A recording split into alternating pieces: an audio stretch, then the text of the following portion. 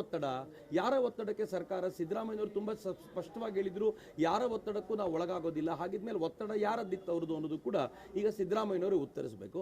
ಇನ್ನು ಎರಡನೇದು, ಸ್ವತಃ DCMA ಹೇಳಿರೋದ್ರಿಂದ ಇದ್ರ ಹಿಂದೆ ಷಡ್ಯಂತ್ರ ಇದೆ ಅಂತ ನನ್ಗನ್ಸುತ್ತೆ. ಇಷ್ಟು ಗುಂಡಿಗಳನ್ನು ತೆಗೆದು ಅಲ್ಲಿ ಏನು ಸಿಗದೆ ಹೋದಾಗ, ಬರೀ ಗುಂಡಿಗಳನ್ನು ತೆಗೆದಿದ್ದಷ್ಟೇ ಅಲ್ಲ, ಅದಕ್ಕೆ ಗ್ರೌಂಡ್ ಬ್ರೇಕಿಂಗ್ ಟೆಕ್ನಾಲಜಿನೆಲ್ಲ ತೆಗೆದುಕೊಂಡು ಬಂದು ಅದನ್ನೂ ಕೂಡ ಪ್ರಯತ್ನ ಮಾಡಿ ನೋಡಿದಾಗಲೂ ಕೂಡ ಏನು ಸಿಗದೆ ಹೋಗಿರೋದ್ರಿಂದ ಈ ತರದ ಆರೋಪಗಳನ್ನ ಮಾಡಿದವರನ್ನ ವಿಚಾರಣೆಗೊಳಪಡಿಸಬೇಕು ಮತ್ತು ಇಷ್ಟೂ ದಿನಗಳಿಂದ ಇದರ ಹಿಂದೆ ಇದ್ದಂತ ಎಲ್ಲದರ ತನಿಖೆ ಆಗಬೇಕು ಅಂತ ನಾನು ಈ ಸಂದರ್ಭದಲ್ಲಿ ಆಗ್ರಹಿಸಲಿಕ್ಕೆ ಇಚ್ಛೆ ಪಡ್ತೀನಿ.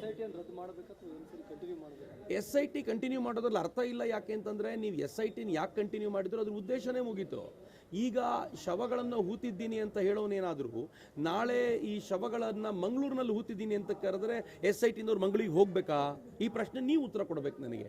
SITಗೆ ಅವನು ಎಲ್ಲಾದ್ರೂ ತೋರಿಸ್ತಾನೆ, ನಾನು ನದಿಯ ಮಧ್ಯಭಾಗದಲ್ಲಿ ತೆಗೆದುಕೊಂಡು ಹೋಗಿ ಉಳ್ತಾ ಇದ್ದೆ ಅನ್ನುವಂಥದ್ದನ್ನು ಹೇಳ್ತಾನೆ. ನದಿಯ ಮಧ್ಯಭಾಗಕ್ಕೆ SIT ಹೋಗಬೇಕಾ ಇನ್ನೊಂದು ಪ್ರಶ್ನೆ.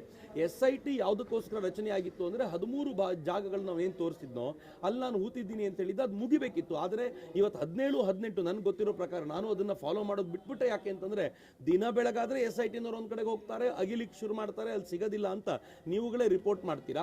ಇದೊಂದು ಎಷ್ಟು ದಿನಗಳ ಕಾಲ ನಡಿಬೇಕು? ನಾವು ಕಟ್ಟಿದ ತೆರಿಗೆ ಹಣವನ್ನ ಈ ರೀತಿ ಸುಳ್ಳು ಆರೋಪ ಮಾಡೋರಿಗೋಸ್ಕರ ಖರ್ಚು ಮಾಡಬೇಕಾ ಎನ್ನುವ ಪ್ರಶ್ನೆಯನ್ನ ರಾಜ್ಯದ ಜನತೆ ಕೇಳಬೇಕು. ಹೀಗಾಗಿ SITಯನ್ನ ಏನ್ ಮಾಡಬೇಕು, ಹೇಗೆ ಅದನ್ನ ರದ್ದು ಮಾಡಬೇಕು ಅನ್ನೋದನ್ನ ನಿಲ್ಲಿಸಬೇಕು ಅನ್ನೋದನ್ನ ತಕ್ಷಣವೇ ಸರ್ಕಾರ ನಿರ್ಣಯ ತೆಗೆದುಕೋಬೇಕು ಅಂತ ನನಗನ್ಸುತ್ತೆ.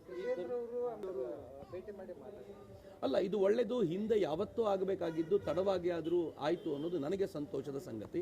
ನಾನು ಕಳೆದ ಒಂದು ದಶಕದಿಂದಲೂ ಕೂಡ ಈ ಹೋರಾಟದಲ್ಲಿ ಅಥವಾ ಈ ಚಿಂತನೆಯಲ್ಲಿರೋದ್ರಿಂದ ನಾನು ಅದನ್ನು ಹತ್ತಿರದಿಂದ ನೋಡ್ಕೊಂಡು ಬಂದಿದ್ದೀನಿ. ಯಾವತ್ತೋ ಇದಕ್ಕೆ ಸಪೋರ್ಟ್ ವ್ಯಾಪಕವಾಗಿ ಸಿಗಬೇಕಿತ್ತು. ಆದರೆ ಇವತ್ತು ಇಡೀ ರಾಜ್ಯದ ಜನತೆ ಎಚ್ಚೆತ್ತೋದು ನೋಡಿದ್ರೆ ಇದು ಸರ್ಕಾರ SITಯ ಈ ರಿಪೋರ್ಟನ್ನು ಕೂಡಲೇ ಹೊರಗೆ ತಂದು SITನ ರದ್ದು ಮಾಡದಿದ್ರೆ ಇಡೀ ರಾಜ್ಯದಲ್ಲಿ ಈ ಕುರಿತಂತೆ ದೊಡ್ಡ ಆಂದೋಲನಗಳಾಗೋದ್ರಲ್ಲಿ ಯಾರಿಗೂ ಅಚ್ಚರಿ ಇಲ್ಲ. ಯಾಕೆಂದ್ರೆ ದಿನ ಬೆಳಗಾದ್ರೆ ಹಿಂದೂ ಧರ್ಮಕ್ಷೇತ್ರಗಳ ಕುರಿತಂತೆ ಮಾತನಾಡುವಂತ ಮತ್ತು ಹಿಂದೂ ಧರ್ಮ ಪುರುಷರ ಕುರಿತಂತೆ ಅವಹೇಳನಕಾರಿಯಾಗಿ ಮಾತನಾಡುವಂತವ್ರ ಕುರಿತಾಗಿ ಇನ್ನು ಜನ ಬೀದಿಯಲ್ಲಿ ದಂಗೆ ಹೇಳುವಂತ ಸ್ಥಿತಿ ನಿರ್ಮಾಣವಾದರೆ ಸಿದ್ದರಾಮಯ್ಯನವರೇ ಹೊಣೆ ಆಗ್ಬಿಡ್ತಾರೆ. ಅದಕ್ಕೆ ಅವರು ತಕ್ಷಣವೇ ನಿರ್ಣಯ ತೆಗೆದುಕೊಳ್ಬೇಕು. ಇಂಥ ವಿಚಾರಗಳಿಗೆಲ್ಲ ಮೀನಮೇಷ ಎಣಿಸ್ತಾ ಕೂತ್ಕೊಳ್ಳೋದು ಒಳ್ಳೆಯದಲ್ಲ.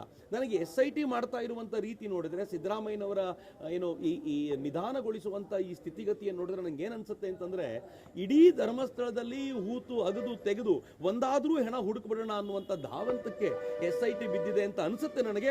ಅಕಸ್ಮಾತ್ ಇದನ್ನ ಅವ್ರು ನಿಲ್ಲಿಸ್ತಿಲ್ಲ ಅಂತಂದ್ರೆ ಇಡೀ ರಾಜ್ಯದಲ್ಲಿ ಉಂಟಾಗಬಹುದಾಗಿರುವಂತ ದಂಗೆಯಂತ ಸಿಚುವೇಶನ್ಸ್ಗಳಿಗೆ ಸರ್ಕಾರವೇ ಕಾರಣವಾಗುತ್ತೆ ಅನ್ನೋದು ದುರಂತಕಾರಿ ಸಂಗತಿ ಆಗುತ್ತೆ. ಅಫ್ಕೋರ್ಸ್ ಎಲ್ಲ ಕಡೆ ನಡೀತಾ ಇದೆ. ಇವತ್ತು ಹುಬ್ಳಿನಲ್ಲಿ ನಾನು ಸಮಾವೇಶದಲ್ಲಿ ಭಾಗಿಯಾಗ್ತಾ ಇದ್ದೀನಿ. 2 ದಿನ ಬಿಟ್ಟು ನಾನು